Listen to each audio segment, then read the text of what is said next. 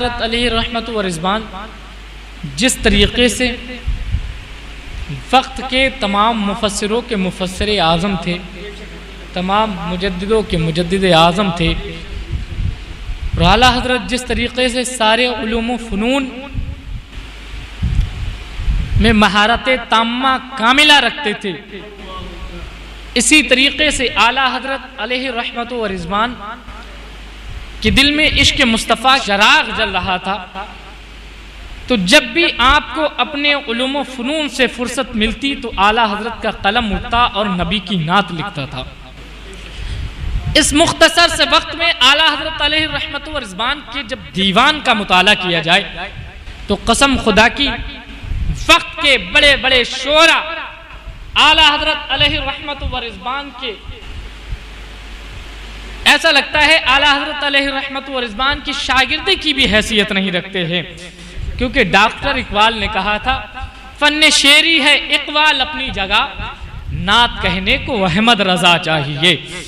اعلیٰ حضرت علیہ رحمت و رضوان کا عالم یہ ہے۔ اعلیٰ حضرت علیہ رحمت و رضوان کا ایک قصیدہ جب کچھوچا کے ایک بزرگ نے لکھنؤ کے ایک بہت بڑے شعراء کے مجمع میں پڑھا تھا، اور آپ کا قصیدہ معراجیہ جب پڑھا گیا اور ان شعراء سے جب اس کے بارے میں رائے لی گئی کہ بتاؤ آپ کا اس کلام کے بارے میں کیا خیال ہے، تو بڑے بڑے شعراء نے کہا تھا اس کلام کی تو کوئی مثال نہیں ہے، ایسا لگتا ہے کہ لکھنے والے کی زبان کوثر و تسلیم سے دھوئی گئی ہو۔ یہ عالم ہے اعلیٰ حضرت علیہ رحمت و رضوان کا۔ اعلیٰ حضرت علیہ رحمت و رضوان کو جس میدان میں دیکھو لاجواب ہیں۔ دنیا میں ہر شخص پروردگار کی تعریف کرتا ہے، اور قرآن نے ارشاد فرمایا یسبح للہ ما فی السماوات والارض، پروردگار کی تسبیح بیان کرتی ہے جو کچھ زمین و آسمان میں ہے، یعنی زمین کا ہر ذرہ، زمین کا ہر پتا، زمین کا ہر ایک پتھر، ہر ایک نباتات جمادات جو بھی ہو،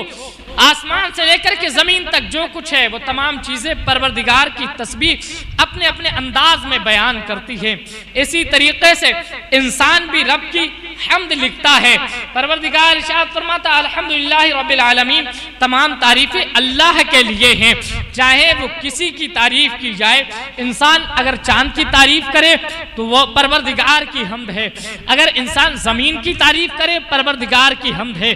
آسمان کی تعریف کرے پروردگار کی حمد ہے، زمین کی تعریف کرے پروردگار کی حمد ہے، کیونکہ ان ساری چیزوں کا پیدا کرنے والا، ان ساری چیزوں کو وجود بخشنے والا پروردگار ہے۔ لیکن انسان جب حمد بیان کرنے پر آتا ہے تو اپنے اپنے لہجے میں حمد بیان کرتا ہے، اپنے اپنے انداز میں حمد بیان کرتا ہے۔ کوئی زمین سے پروردگار کی حمد بیان کرتا ہے، کوئی آسمان سے پروردگار کی حمد بیان کرتا ہے، کوئی چاند سے پروردگار کی حمد بیان کرتا ہے، کوئی سورج سے رب کی حمد بیان کرتا ہے، کوئی چرندوں پرند سے رب کی حمد بیان کرتا ہے۔ بلکہ جو کہو، ایک شاعر نے کہا کہ رب کی حمد اور رب کا شکر ادا کر بھائی جس نے میری گائے بنائی۔ کوئی گائے سے رب کی حمد بیان کرتا ہے، کوئی زمین کی شادابیوں سے رب کی حمد بیان کرتا ہے، لیکن سنو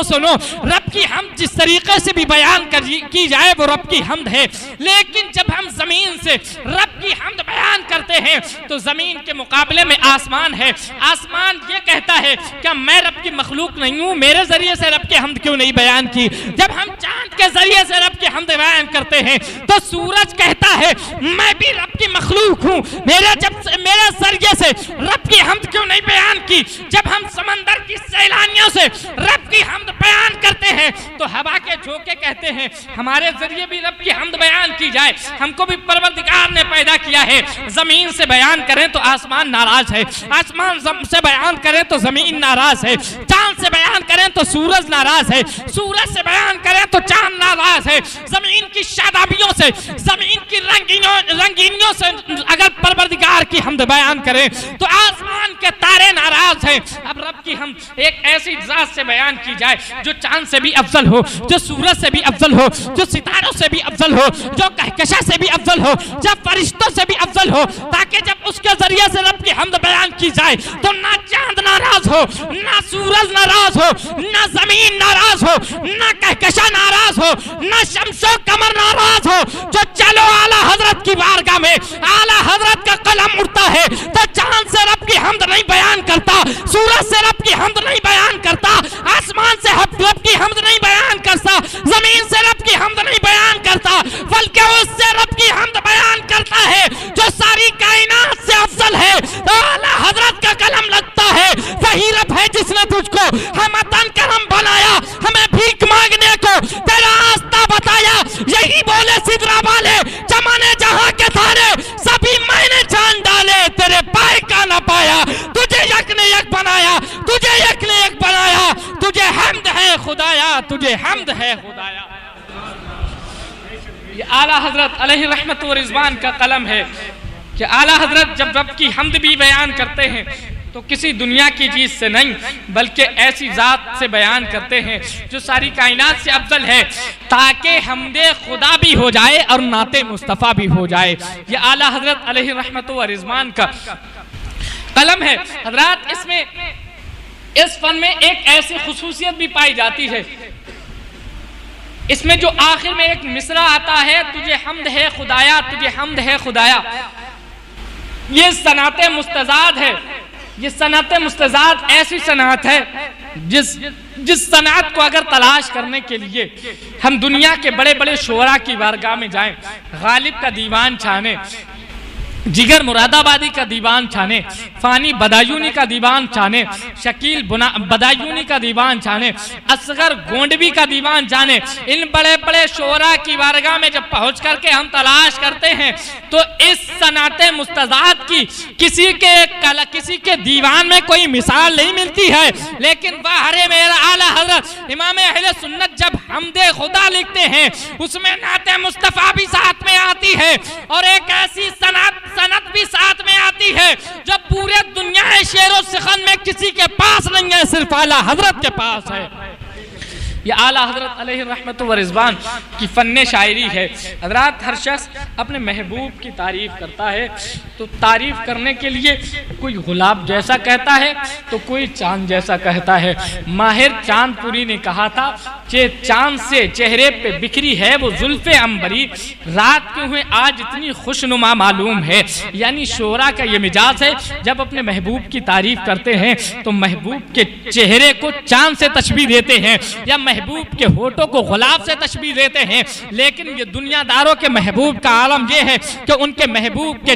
ان کے محبوب کا چہرہ چاند جیسا ہے، ان کے محبوب کا چہرہ غلاب جیسا ہے۔ لیکن چلو اعلیٰ حضرت کی بارگاہ میں، امام اہل سنت کی بارگاہ میں، تاجدار بریلی کی بارگاہ میں اور پوچھتے ہیں اے اعلیٰ حضرت، اے امام اہل سنت، دنیا کے شعراء نے اپنے محبوب کو چاند سے تشبیہ دی ہے، اپنے محبوب کا چہرہ چاند جیسا کہا ہے، اے اعلیٰ حضرت تمہارے محبوب کا عالم کیا ہے؟ تو اعلیٰ حضرت علیہ رحمت و رضوان کا قلم اٹھتا ہے اور اعلیٰ حضرت ارشاد فرماتے ہیں دل کرو ٹھنڈا میرا وہ کفے پہچان سا سینے پہ رکھ دو ذرا تم پہ کروڑوں درود۔ یہ اعلیٰ حضرت کا قلم ہے۔ اعلیٰ حضرت ارشاد فرماتے ہیں دنیا کے شاعر کہہ رہے ہیں ہمارا محبوب کا چہرہ چاند جیسا ہے، ہمارا محبوب کا چہرہ چاند جیسا ہے، ہمارا محبوب کا چہرہ چاند جیسا ہے، لیکن میرے نبی کا چہرہ چاند جیسا نہیں، میرے نبی کا تلوہ چاند جیسا ہے،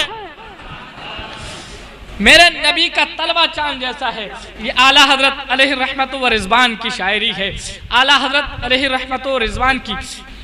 جب شاعری دیکھیں گے تو جہاں اعلیٰ حضرت علیہ رحمت و رضوان کی شاعری میں تفنن ملے گا، وہیں اعلیٰ حضرت علیہ رحمت و رضوان کی شاعری میں عشق بھی ملے گا۔ اعلیٰ حضرت علیہ رحمت و رضوان علیہ رحمت و رضوان کو دیکھو کس میدان میں دیکھو گے، لیکن افسوس کی بات یہ ہے آج لوگ اعلیٰ حضرت کو سمجھنے سے قاصر ہے، کیونکہ اعلیٰ حضرت کو سمجھنے کے لیے علم کی ضرورت پڑتی ہے۔ کسی علم والے کا فن دیکھنا ہو تو علم کی ضرورت ہوگی۔ اگر کوئی بہت اچھا کارپینٹر ہے، بہت ماہر ہے، تو اس کی باریکیوں کو سمجھنے کے لیے ایک کارپینٹر کی ضرورت پڑتی ہے. اگر کوئی بہت اچھا مستری ہے تو اس کی قابلیت کو سمجھنے کے لیے ایک مستری ہی کی ضرورت ہے. اگر کوئی بہت اچھا انجینئر ہے تو اس کے انجینئرنگ کے فن کو سمجھنے کے لیے ایک بہت بڑے انجینئر ہی کی ضرورت ہے. اسی طریقے سے جب ہر شخص ہر فن کا ماہر اس کی باریکیوں کو سمجھنے کے لیے اس فن کا جاننا ضروری ہے, اسی طریقے سے اعلیٰ حضرت علیہ رحمت و رضوان کو جاننے کے لیے علم کی ضرورت ہے. اعلیٰ حضرت علم کا وہ کوہ ہمالیہ ہے جس کی بلندی کو دیکھنے کے لیے, جس کی اونچائی کو ناپنے کے لیے اچھے اچھے کے سروں سے ٹوپیاں گر جاتی ہیں. اعلیٰ حضرت علیہ رحمت و رضوان اس ذات کا نام ہے. اعلیٰ حضرت علیہ رحمت و رضوان کے ایک شعر ہے, خاک ہو کر عشق میں آرام سے سونا ملا, جان کی تقصیر ہے الفت رسول اللہ کی. اس شعر کا مطلب آپ بظاہر تو یہی سمجھ رہے ہیں, یہی نکلتا ہے کہ خاک ہو کر عشق میں آرام سے سونا ملا, یعنی پہلے عشق مصطفیٰ میں اپنے دل کو جلائیے, اور جب عشق مصطفیٰ میں آپ کا دل جل کر کے خاک ہو جائے گا, تو جب عشق مصطفیٰ کی آگ آپ کے دل میں جلے گی اور سلک کر کے آپ کا دل جب عشق مصطفیٰ میں جل کر کے خاک ہو جائے گا, اپنے آپ کو جب عشق مصطفیٰ میں خاک کر لو گے تو خاک ہو کر عشق میں آرام سے سونا ملا. یعنی جب قیامت میں, جب کل قیامت کے دن, جب کل قبر میں تمہیں دفن کر دیا جائے گا اور تم سے آ کر کے فرشتے سوال و جواب کریں گے, تو تمہیں جب سرکار صلی اللہ تعالیٰ علیہ وسلم کا چہرہ دکھایا جائے گا تو تم کہو گے شمس الضحیٰ یہی تو ہے, بدر الدجا یہی تو ہے, کہف الورا یہی تو ہے, یہی تو غریبوں کے مسیحا ہیں, یہی تو فقیروں کے مابعو ملجا ہیں. اور اعلیٰ حضرت کی زبان میں کہو تو یوں کہو سرور کہوں کہ مالک و مولا کہوں تجھے, باغ خلیل کا گل زیبا کہوں تجھے, ہرما نصیب کا کہوں, امید کا کہوں, کانے مراد جانے تجلا کہوں تجھے. کہہ لے کہ سبھی ان کے ثنا خواہ کی خاموشی, چپ ہو رہا ہوں کہہ کے میں کیا کیا کہوں تجھے, لیکن رضا نے ختم سخن اس پہ کر دیا, خالق کا بندہ خلق کا آقا کہوں تجھے. یہی تو ہے, لیکن اس کا ایک مطلب اور نکلتا ہے. وہ مطلب یہ ہے, ایک فن ہوتا ہے, ایک علم ہوتا ہے جس کو علم کیمیا کہتے ہیں, اور دور حاضر میں اس کو کیمسٹری کہا جاتا ہے. اور کیمسٹری کا ایک قاعدہ ہوتا ہے, وہ قاعدہ ہوتا ہے کہ ایک بیل پائی جاتی ہے جس بیل کو عشق پیچا کہا جاتا ہے. اس بیل کو غور سے سنیے, اس عشق پیچا کی بیل میں وہ پارا, جس پارے کو ڈاکٹر تھرمامیٹر میں پڑا ہوا ہوتا ہے جس سے ڈاکٹر بخار چیک کرتے ہیں, جو پارا چڑھتا ہے اس پارے کو اگر اس کے پیچا کی بیل میں ڈال کر کے لپیٹ کر کے اس کو جلایا جائے تو کیمسٹری کا قاعدہ یہ ہے کہ وہ پارا سونا بن جاتا ہے. تو اعلیٰ حضرت علیہ رحمت و رضوان جہاں عشق مصطفیٰ کی طرف اشارہ کر رہے ہیں, وہیں اعلیٰ حضرت کیمسٹری کے اس قاعدے اور قانون کی طرف بھی اشارہ کر رہا ہے کہ اے لوگوں, اگر سونا چاہیے ہو تو عشق پیچا کی بیل میں تم پارے کو لپیٹ کر کے اس کو جلاؤ, اور جب جل کر کے خاک ہو جائے گا تو خاک ہو کر عشق میں آرام سے سونا مل جائے گا. یہ اعلیٰ حضرت علیہ رحمت و رضوان کا علم ہے. جہاں عشق مصطفیٰ کی طرف اشارہ کر رہا ہے وہاں کیمسٹری کے قاعدے کی طرف جو اس بات پر دلالت کر رہا ہے, جہاں اعلیٰ حضرت عشق مصطفیٰ ہے وہیں اعلیٰ حضرت علم کیمسٹری کے بھی امام نظر آ رہے ہیں. آج اعلیٰ حضرت کو سمجھنے کے لیے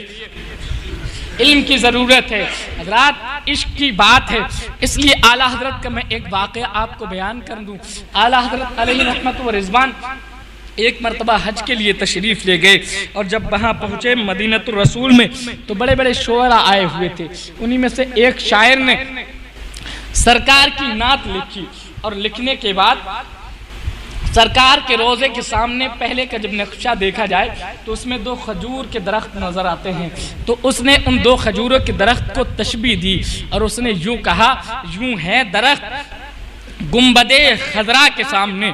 یوں ہے درخت گنبد خضرا کے سامنے، مجنوں کھڑے ہوں خیمہ لیلا کے سامنے. یہ اس نے تشبیہ دی. بڑے لوگوں نے اس کو پسند کیا، شعراء کو بڑے اور شاعر کو بڑا نوازا گیا، بڑی اس کی تعریف کی گئی کہ بہت اچھی تشبیہ دی. لیکن یہی جب اعلیٰ حضرت علیہ رحمت و رضوان کی بارگاہ میں لایا گیا تو اعلیٰ حضرت علیہ رحمت و رضوان نے کہا اس شاعر کو بلاؤ. اس کی جسارت کیسے ہو گئی کہ میرے نبی کے روزے کو اس نے خیمہ لیلا سے تشبیہ دے دی. اس شاعر کو بلایا گیا. اعلیٰ حضرت علیہ رحمت و رضوان نے ارشاد فرمایا تھا ذرا یہ بتا کہاں خیمہ لیلا کہاں روضہ مصطفیٰ؟ تو نے